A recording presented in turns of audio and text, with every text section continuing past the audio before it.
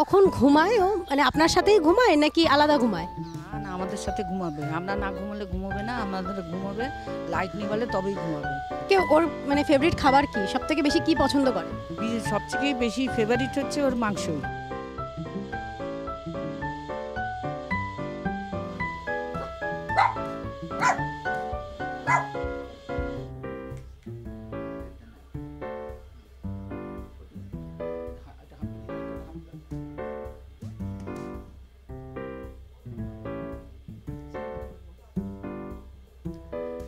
দেখতেই পেলেন যে কি সুন্দর ডাকার সাথেই কোলে উঠে গেল।